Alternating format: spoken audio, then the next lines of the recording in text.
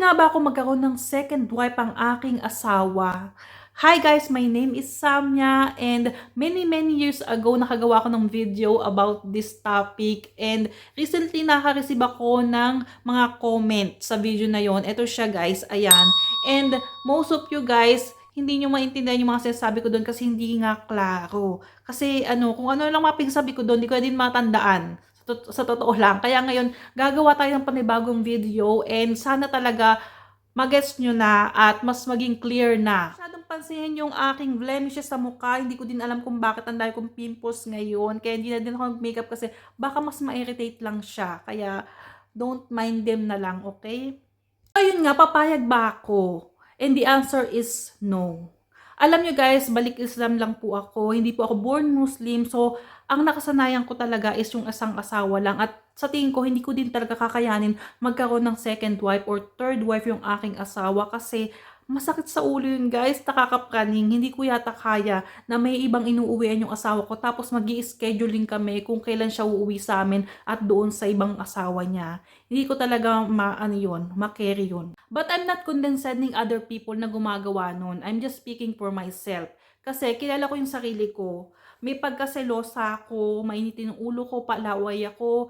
I'm not sure kung kakayanin ko yung ganong setup. And I'm just lucky na ganun din yung mindset ng asawa ko. From the beginning, napag-usapan namin yun na ayoko nga mag-asawa siya ulit or mayroong ibang babae.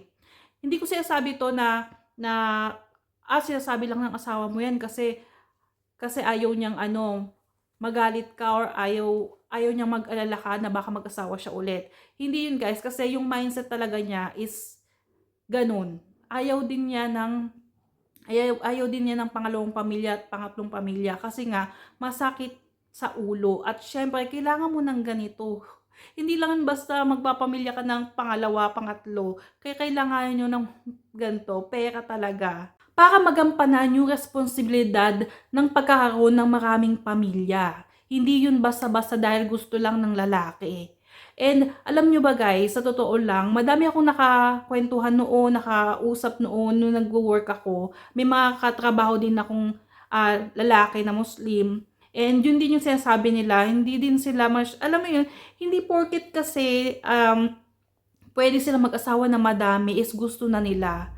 Unang-una, nasa kakayahan ba ng tao yan kung kaya ba nila?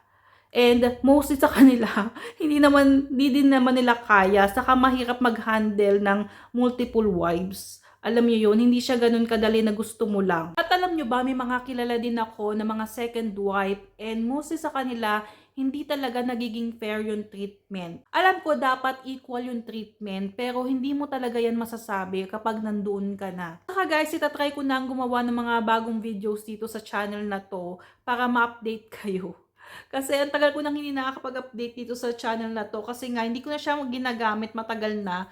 Siguro almost a year na yung last video ko kasi may nagtanong sa akin doon about something. Basta panoodin nyo kasi meron din ako sinabi doon na super important kapag nag-asawa kayo. Yun lang guys, salamat. Saka sana na-clear ko yung mga hindi nyo naintindihan sa mga first video ko. Sana dito naintindihan nyo na. Salamat guys sa panonood and see you in my next one. Mag-comment kayo kung ano pa yung gusto nyong malaman and tatry kong gawa ng video.